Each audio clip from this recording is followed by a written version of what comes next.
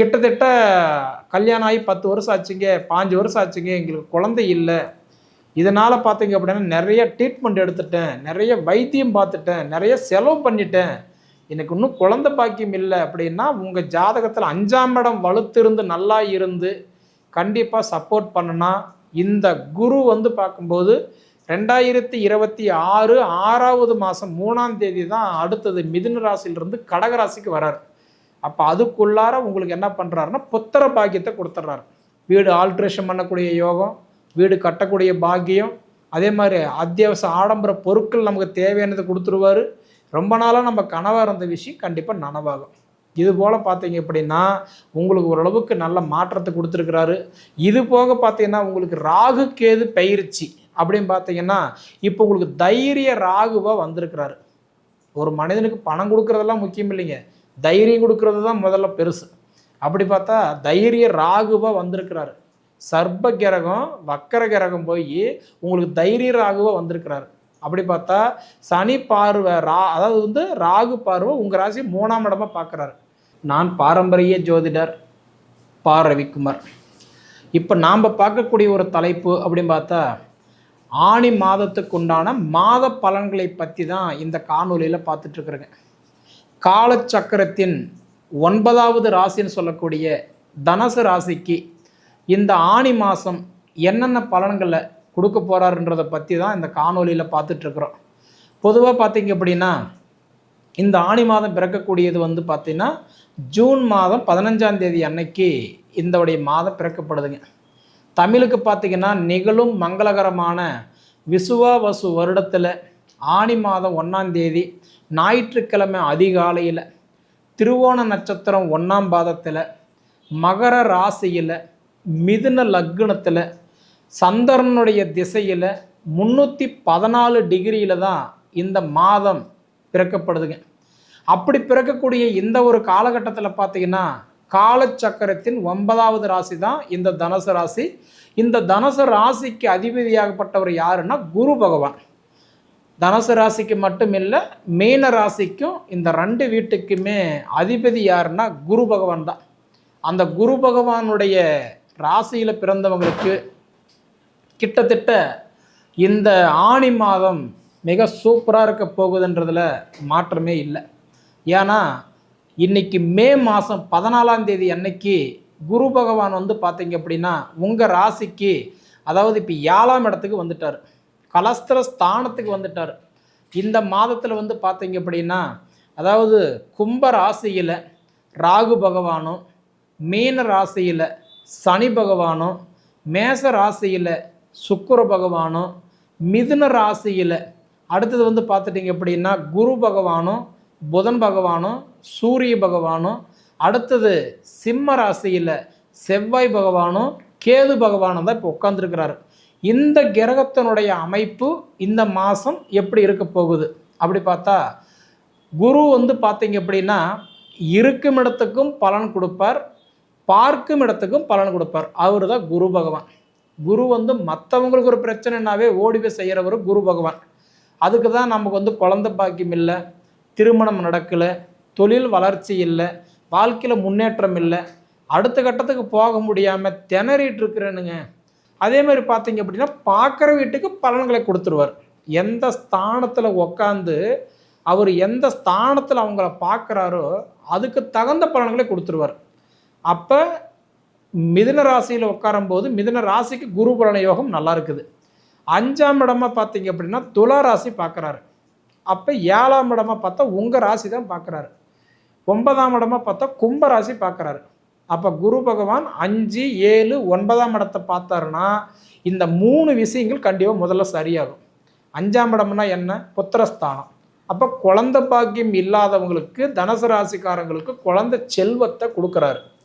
கிட்டத்தட்ட கல்யாணம் ஆகி 10 வருஷம் ஆச்சுங்க, 5 வருஷம் ஆச்சுங்க, எங்களுக்கு குழந்தை இல்லை, இதனால் பார்த்தீங்க அப்படின்னா நிறைய ட்ரீட்மெண்ட் எடுத்துட்டேன், நிறைய வைத்தியம் பார்த்துட்டேன், நிறைய செலவு பண்ணிட்டேன், எனக்கு இன்னும் குழந்தை பாக்கியம் இல்லை அப்படின்னா உங்கள் ஜாதகத்தில் 5ஆம் இடம் வலுத்திருந்து நல்லா இருந்து கண்டிப்பாக சப்போர்ட் பண்ணுனா இந்த குரு வந்து பார்க்கும்போது 2026 6வது மாதம் 3ஆம் தேதி தான் அடுத்தது மிதுன ராசியிலிருந்து கடக ராசிக்கு வரார். அப்போ அதுக்குள்ளார உங்களுக்கு என்ன பண்ணுறாருன்னா புத்திர பாக்கியத்தை கொடுத்துட்றாரு. சரிங்களா?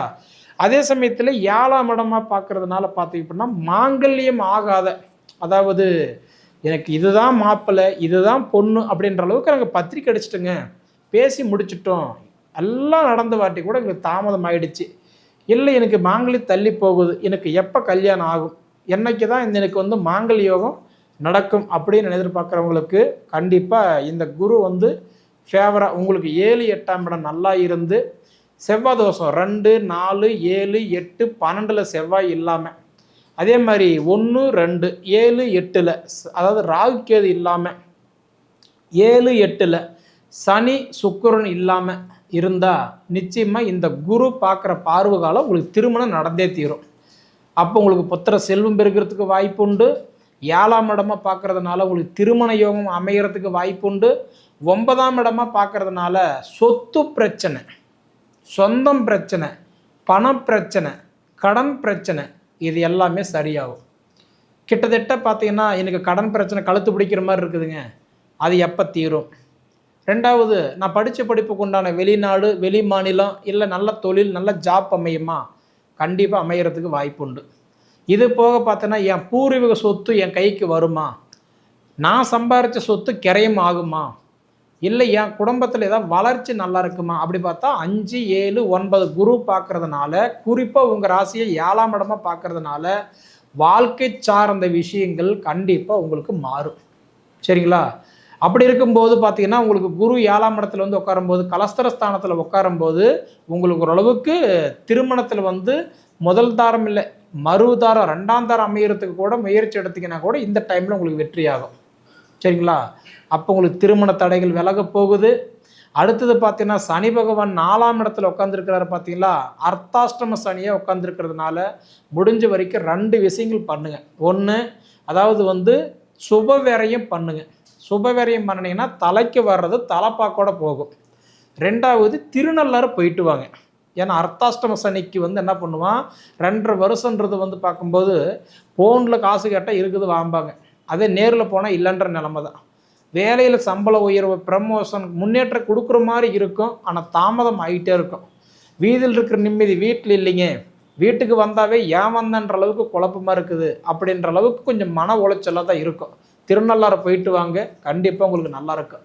சனி பயிற்சி கண்டிப்பாக பார்த்தீங்க அப்படின்னா தனுசு ராசிக்கு இப்போ உங்கள் ராசியை 10ஆம் இடமா பார்க்குறாரு. சரிங்களா? அதாவது குரு பார்வைன்றது வந்து 7ஆம் இடமா பார்க்குறாரு, சனி பார்வைன்றது 10ஆம் இடமா பார்க்குறாரு. அதாவது ஒவ்வொரு கிரகத்துக்கும் ஒவ்வொரு பார்வை உண்டு, முதல்ல அது தெரிஞ்சுக்கோங்க. குரு பார்வைன்னா 5 7 9, சனி பார்வைன்னா 3 7 10, ராகு கேது பயிர் பார்வை அப்படின்னா 3 7 11, செவ்வாயுடைய பார்வைன்னு பார்த்தா 4 7 8, பொதுவான பார்வை பார்த்தா 7. சரிங்களா? அப்படி பார்த்தா உங்களுக்கு வந்து மேன ராசியிலிருந்து உங்களுக்கு சனி பகவான் உங்கள் ராசியை 10ஆம் இடமா பார்க்குறாரு. எப்பயுமே சனி பகவான் பொறுத்த வரைக்கும் 12 ராசியில் 3 ராசிக்கு எப்பயுமே நல்லது பண்ணுவார். அந்த 3 ராசி நல்லது பண்ணுவார்னா அதில் உங்கள் ராசி ஒன்று. ஏன்னா 3ஆம் இடமா பார்த்தீங்க அப்படின்னா ரிஷப ராசி பார்க்குறாரு, 7ஆம் இடமா பார்த்தா கன்னி ராசி பார்க்குறாரு, 10ஆம் இடமா பார்த்தா உங்கள் ராசி தான் பார்க்குறாரு. அப்போ 100% உங்களுக்கு அர்த்தாஷ்டம சனி. அப்போ அர்த்தாஷ்டம சனியில் வந்து பார்த்தீங்க அப்படின்னா சிரமத்தை கொடுப்பாரு, ஆனால் சனி பகவானுடைய பார்வை வாங்கினதுனால பலன்களை மட்டும்தான் கொடுக்க போகிறார். வீடு ஆல்ட்ரேஷன் பண்ணக்கூடிய யோகம், வீடு கட்டக்கூடிய பாக்கியம், அதே மாதிரி அத்தியாவசிய ஆடம்பர பொருட்கள் நமக்கு தேவையானதை கொடுத்துருவார். ரொம்ப நாளாக நம்ம கனவாக இருந்த விஷயம் கண்டிப்பாக நனவாகும். இது போல் பார்த்தீங்க அப்படின்னா உங்களுக்கு ஓரளவுக்கு நல்ல மாற்றத்தை கொடுத்துருக்கிறாரு. இது போக பார்த்தீங்கன்னா உங்களுக்கு ராகு கேது பயிற்சி அப்படின்னு பார்த்தீங்கன்னா இப்போ உங்களுக்கு தைரிய ராகுவாக வந்திருக்கிறாரு. ஒரு மனிதனுக்கு பணம் கொடுக்குறதெல்லாம் முக்கியம் இல்லைங்க, தைரியம் கொடுக்கறது தான் முதல்ல பெருசு. அப்படி பார்த்தா தைரிய ராகுவாக வந்திருக்கிறாரு. சர்ப்ப கிரகம் வக்கர கிரகம் போய் உங்களுக்கு தைரிய ராகுவாக வந்திருக்கிறாரு. அப்படி பார்த்தா சனி பார்வை அதாவது வந்து ராகு பார்வை உங்கள் ராசி 3ஆம் இடமா பார்க்குறாரு. ராகுடைய பார்வை 3 7 11 இல்லைங்களா? அப்போ மீனத்திலிருந்து கும்பத்துக்கு வந்த ராகு பகவான் 3ஆம் இடமும் உங்கள் ராசி தான் பார்க்குறாரு. அப்படி பார்த்தா தைரிய ராகுவாக வந்திருக்கிறதுனால இடம் சார்ந்த விஷயங்கள் கண்டிப்பாக நமக்கு தீரும். அதுபோல் பார்த்தீங்க அப்படின்னா பூர்வீகத்தை சார்ந்த பிரச்சனைகள் சால்வ் ஆகும். சரிங்களா? பொதுவாக பார்த்தீங்கன்னா இந்த உடைய தனுசு ராசிக்கு மட்டும்தான் இப்போ 3 உடைய பார்வையும் பார்க்குற ஒரே ராசி எந்த ராசினா தனுசு ராசி தான்.